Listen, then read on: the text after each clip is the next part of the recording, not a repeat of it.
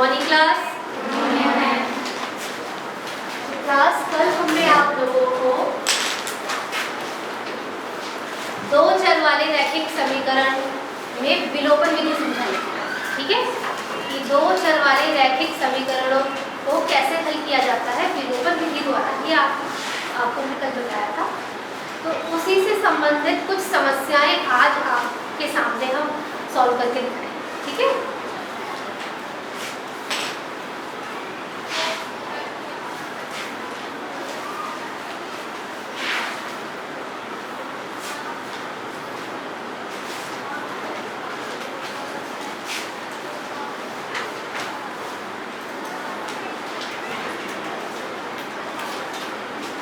Question है,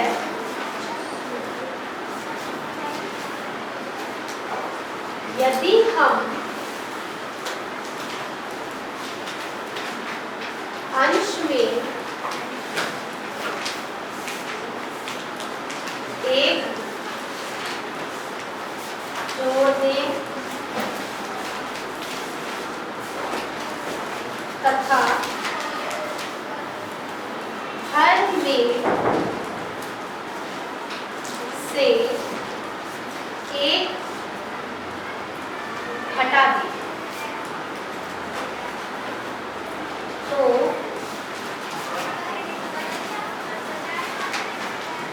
भिन्न एक में बदल जाती है।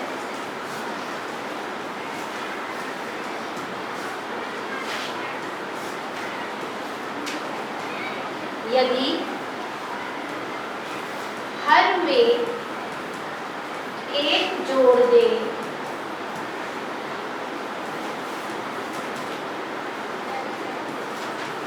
तो यह 1/2 हो जाती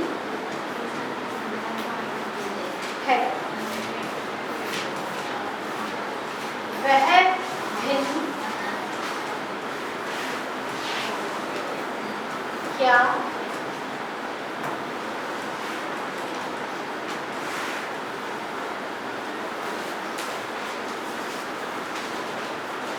बोर्ड पर जैसा कि दिखाई दे रहा है आपको एक समस्या लिखी हुई है। इस समस्या का समाधान करने के लिए हमें दो चर वाली रैखिक समीकरण का जोड़ा बनाना है और इसको हल करना है, ठीक है। पहले समस्या को ध्यान से पढ़ेंगे और फिर समीकरणें बनाएंगे, ठीक है। यदि हम अंश में एक जोड़ दें तथा हर में से एक घटा दें तो भिन्न क्या बन जाएगी, एक में बदल जाएगी। यदि हर में एक जोड़ दें तो यह 1/2 हो जाती है। वह भिन्न क्या है, अभी हमें पता ही नहीं कि भिन्न है क्या, तो भिन्न को हम मानेंगे। आपको पता है कि भिन्न में क्या होता है, अंश और हर। जैसे कि 1/2 है, 1/2 में अंश क्या है, 1 और 2 क्या है, हर। जैसे कि उदाहरण के तौर पर 3/2 है, ठीक है। 3/2 में 3 क्या है आपका, अंश, और 2 क्या है आपका, हर, ठीक है। तो ऐसे ही हमें इस वाले क्वेश्चन में ना ही अंश पता है ना ही हर पता है, तो हम क्या करेंगे, मान लेंगे। हल माना भिन्न बराबर x/y, ठीक है। माना कि हमारी भिन्न है x/y। अब क्वेश्चन पढ़ेंगे। अब हमें पता है कि अंश हमारा x है, हर हमारा y है। यदि हम अंश में एक जोड़ दें, ठीक, तथा हर में से एक घटा दें तो भिन्न किसके बराबर हो जाएगी, 1 में बदल जाएगी, ठीक। पहली शर्त के अनुसार, पहली शर्त के अनुसार क्वेश्चन में ही शर्त तो दे रखी है ना, कंडीशन दे रखी है क्वेश्चन। अंश करना है, एक जोड़ना है। तो x + 1 हो गया बटा हर में क्या करना है, एक घटाना है, तो y - 1 हो गया। ठीक, फिर ये किसके बराबर बन जाएगी, फिर एक में बदल जाएगी, एक। समझ आया? पहली शर्त के अनुसार अंश में एक जोड़ दो, हर में से एक घटा दो, तो ये भिन्न किसके बराबर हो जाएगी, एक की। क्लियर? एक को क्या लिखेंगे, 1/1। फिर इसको कैंची गुणा से हल करेंगे, सरल रूप में लाएंगे। x + 1 की गुणा 1 से होगी तो क्या आ गया, x + 1 की आ गया बराबर, फिर 1 की गुणा किससे होगी, y - 1। समझ में आया? यस या नो? Yes ma'am. ठीक है, अब x + 1 की गुणा 1 से होगी तो x + 1 की आ गया। ऐसे ही y - 1 की गुणा 1 से होगी तो क्या आ जाएगा, y - 1 की आ जाएगा। ठीक, अब y वाला पद इस तरफ ले आएंगे तो x - y हो गया, -1 ही यही रहा, ये प्लस का 1 जो है उधर जाके माइनस का 1 हो गया। समझ आया?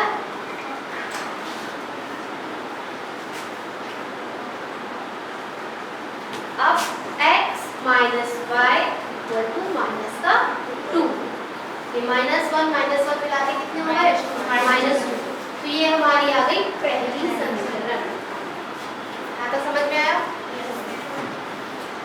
अब दूसरी शर्त के अनुसार, दूसरी शर्त में क्या कह रहा है, यदि हर में एक जोड़ दे तो यह 1/2 हो जाती है। अंश के बारे में उसने कुछ नहीं कहा, तो अंश में हम, ये है ना हमारी भिन्न हमारी ये है, ये भिन्न है हमारी। ठीक है, यदि इसमें अंश में तो कुछ नहीं जोड़ना है, हर में एक जोड़ दें, y + 1 कर दें, तो किसके बराबर हो जाएगी ये, 1/2। यहाँ लिखेंगे दूसरी शर्त के अनुसार x ऐसे ही रहने देंगे क्योंकि अंश को हमें कुछ नहीं करना है, और हर में एक जोड़ना है, y + 1, तो ये किसके बराबर हो जाएगी, फिर 1/2। फिर से कैंची गुणा करेंगे, x की गुणा 2 से होगी तो हो गया 2x बराबर y + 1 की गुणा 1 से होगी तो क्या आ जाएगा, y + 1। ठीक, अब 2x, ये y घट जाएगा तो माइनस का y बराबर 1। ये आ गई हमारी दूसरी समीकरण। ठीक है, पहली समीकरण और दूसरी समीकरण अब हमारे पास आ गई है, तो इसको विलोपन विधि द्वारा सॉल्व करेंगे। जैसे कल हमारे पास पहले से ही समीकरणें थी और हमें हल करना था। अब इन वाले क्वेश्चन में क्या करना होता है, पहले हमें समीकरणें बनानी होती है और फिर हल करना होता है। ठीक है, अब इन दोनों समीकरणों को हम नेक्स्ट पेज पे लिखते हैं। पहली बनी है हमारी x - y बराबर -2, और दूसरी बनी है 2x - y बराबर 1। ये थी हमारी पहली और ये थी हमारी दूसरी। अब इन दोनों समीकरणों को हल करने के लिए हम यहाँ पर y का गुणांक देख रहे हैं। यहाँ पर y का गुणांक 1 है, यहाँ पर भी y का गुणांक 1 है। सेम है तो क्या करेंगे, बस घटा देंगे तो y विलोप हो जाएगा। ठीक, लिख देंगे यहाँ पर घटाने पर, इन दोनों समीकरणों को घटाने पर तो साइन चेंज हो जाएगी, 2x का साइन माइनस बन गया, माइनस का साइन प्लस, और यहाँ पर माइनस, y कैंसिल। ठीक, x में से 2x का कितने बचेंगे, माइनस का x बराबर माइनस का 3, यहाँ माइनस का 2, यहाँ माइनस का 1, दोनों मिला के कितने हो गए, माइनस का 3। अब माइनस से माइनस कैंसिल, x की वैल्यू क्या आ गई, 3। ठीक, x की वैल्यू 3 आ गई। अब x की वैल्यू हम पहली समीकरण में रख देंगे तो y की वैल्यू हो जाएगी। ठीक है,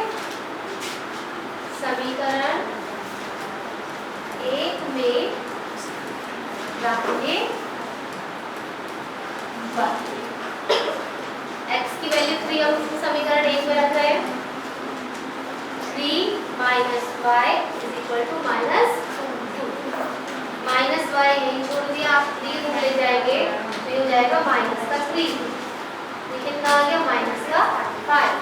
माइनस का y बराबर माइनस का 5। माइनस से minus sign cancel. y is equal to कितना आ गया? 5। ठीक। अब हमने x और y दोनों के मान निकाल लिए, लेकिन प्रश्न में क्या कह रहा था हमसे? वह भिन्न ज्ञात कीजिए। तो वह भिन्न क्या है? तो भिन्न हमने क्या मानी थी? x बटा y, तो x अपॉन y। तो हमें x अपॉन y निकालना है। हम क्या लिखेंगे लास्ट में? भिन्न बराबर x अपॉन y। x हमारा 3 है, y हमारा 5। ये आंसर नोट कर लीजिए। पहला पेज भी नोट करना है। Yes ma'am.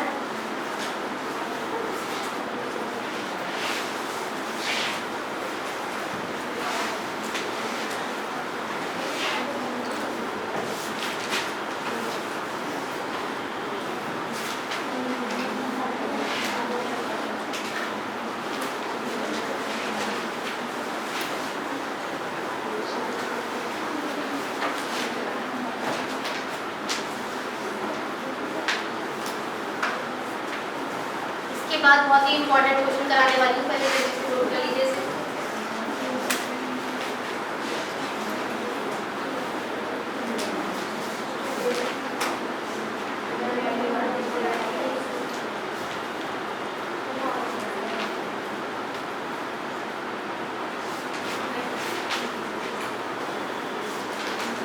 Next page.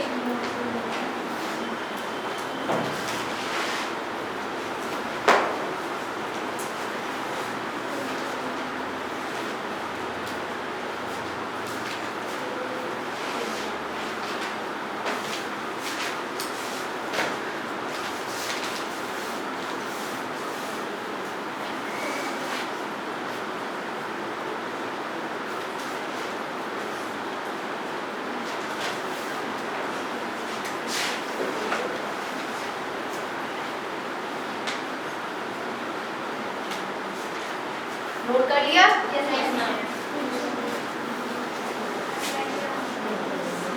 चलिए नेक्स्ट क्वेश्चन है। 5 वर्ष पूर्व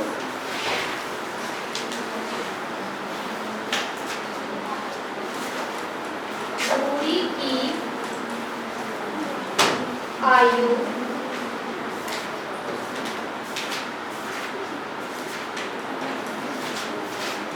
सोनू की आयु की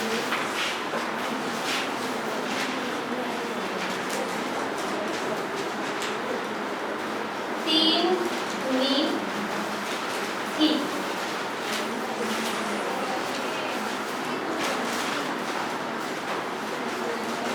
दस वर्ष बाद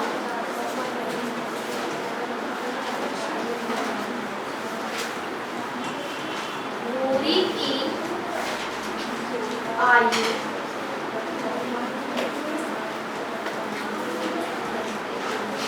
सोनू की आयु की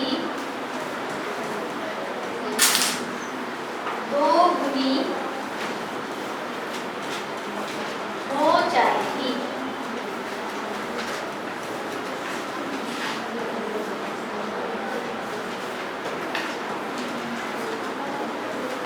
नूरी और सोनू की आयु कितनी है?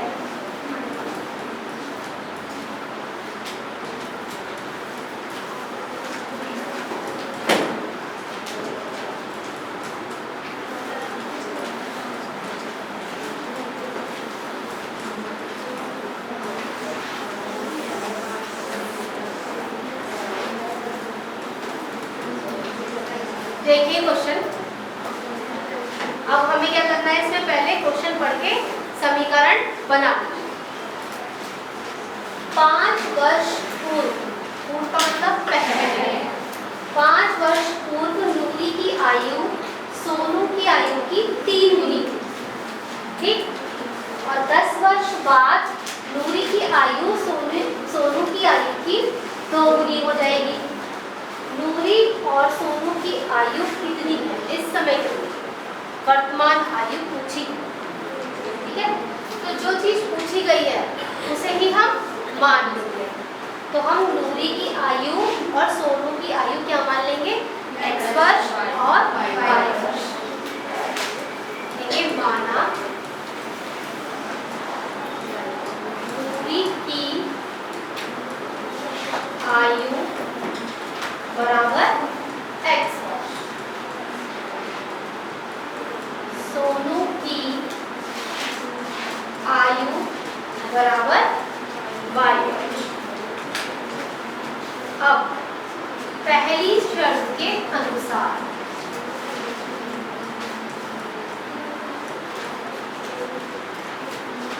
पहली शर्त में क्या था, 5 वर्ष पूर्व, 5 वर्ष पूर्व मतलब 5 साल पहले, 5 साल पहले नूरी की आयु क्या होगी, x - 5, है ना, 5 साल घटा दो। सोनू की आयु क्या होगी, y - 5, ठीक। नूरी की आयु बराबर सोनू की आयु का 2 गुना, 3 गुना, ठीक है। तो नूरी की आयु क्या लिखी है, x - 5 और सोनू की आयु y - 5 बराबर, ये जो नूरी की आयु है वह सोनू की आयु की कितने गुना है, 3 गुना। तो ये हो गई पहली शर्त की समीकरण।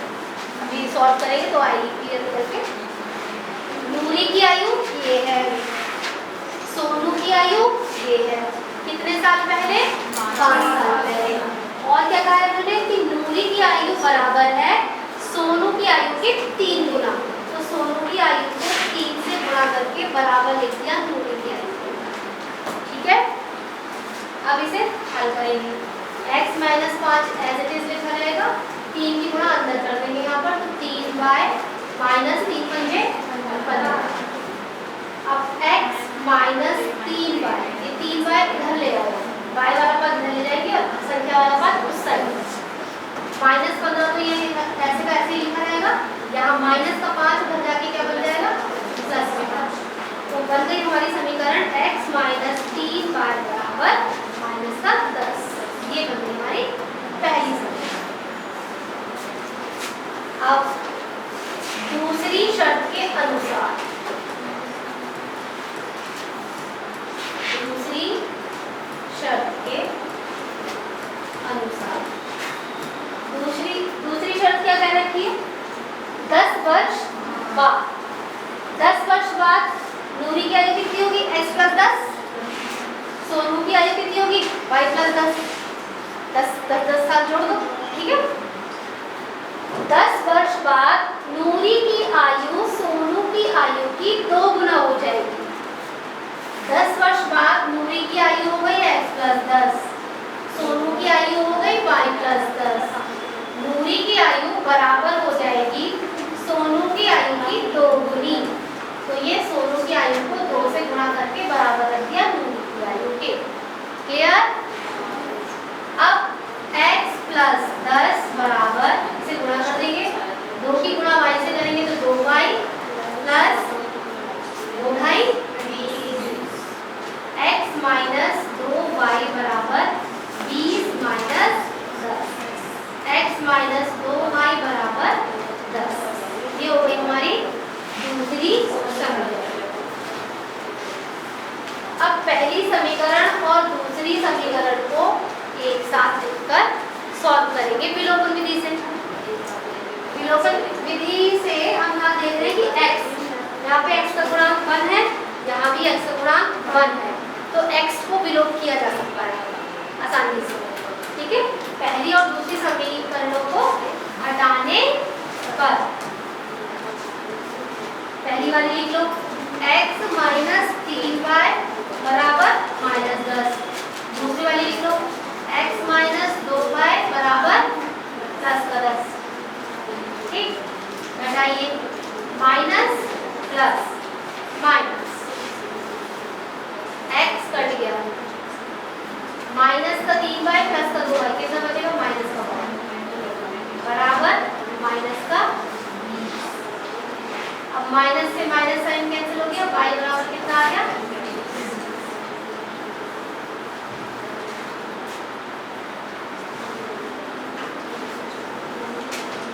बराबर आ रहा है 20।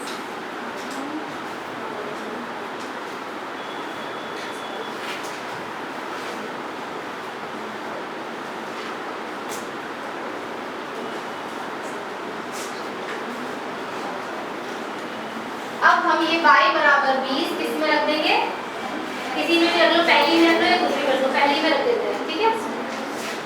x माइनस 3 गुणा 20 बराबर माइनस का 10, यहाँ रखिए x का मान, ठीक है। ये क्या है, समीकरण 1 से। समीकरण 1 में हमने y की जगह क्या रखा है, यहाँ पे 20। x माइनस 60 बराबर माइनस का 10, 3 गुनी 6 और 0 का 0 लगे तो क्या होगा 7, ठीक। x बराबर माइनस 10 प्लस का 60 कितना हो गया 50, x बराबर 50, ठीक है। तो अब लास्ट में क्या लिखेंगे, हम लास्ट में लिखेंगे x क्या माना था हमने, नूरी की आयु, y क्या माना था, सोनू की आयु। तो नूरी की आयु बराबर x बराबर 50 वर्ष, सोनू की आयु बराबर y बराबर 20 वर्ष। ये हमारा फाइनल क्लियर। नोट कर लीजिए, शुरू से नोट करना है, ठीक है, ठीक है, नोट कर लीजिए।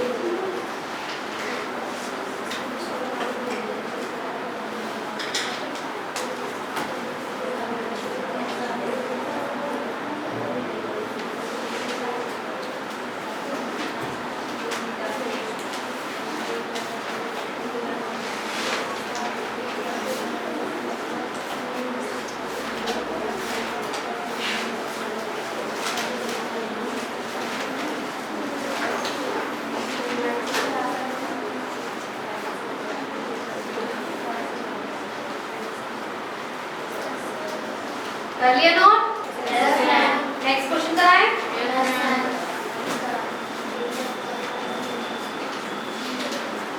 नेक्स्ट क्वेश्चन, ये जो क्वेश्चन आपको कराए जा रहे हैं ना, इस टाइप के क्वेश्चन बोर्ड एग्जाम्स में आते हैं और लॉन्ग टाइप के क्वेश्चन आते हैं, तो इसलिए इसे जो है सीरियसली ले, ध्यान से करें, ठीक।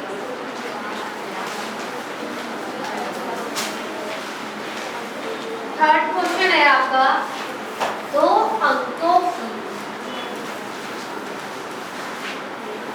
2 अंकों की संख्या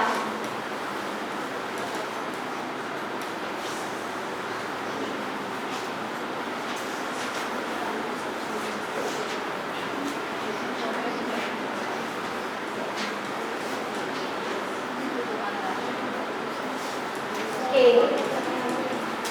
अंकों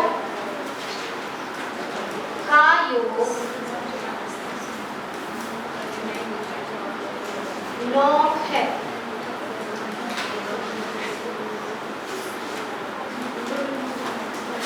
इस संख्या का 9 गुना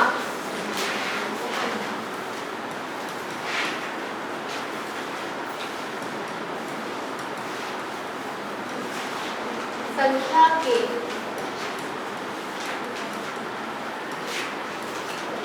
अंकों को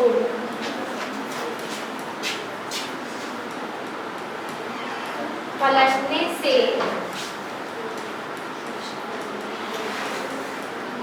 बनी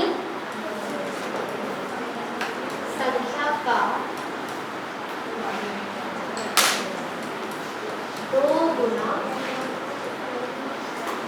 है। वह संख्या क्या है?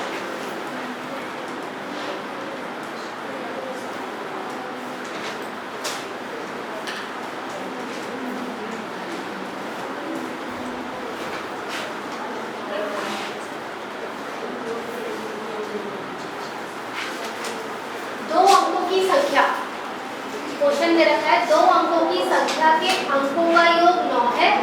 इस संख्या का 9 गुना संख्या के अंकों को पलटने से बनी संख्या का 2 गुना है। वह संख्या चलिए, अभी क्वेश्चन पढ़ने पर कुछ भी समझ में नहीं आ रहा, पहले तो ये पता होना चाहिए कि 2 अंकों की संख्या क्या होती है। क्या होती है 2 अंकों की संख्या, कोई बता सकता है? यस बताओ।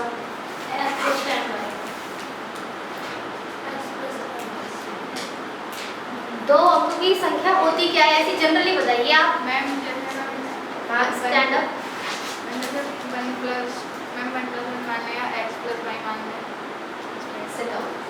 अभी आप एक अंक की संख्या क्या होती है?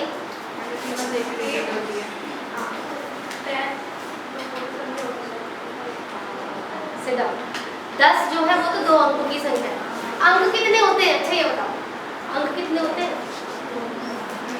अंक पढ़े हैं, कितने होते हैं अंक? 2।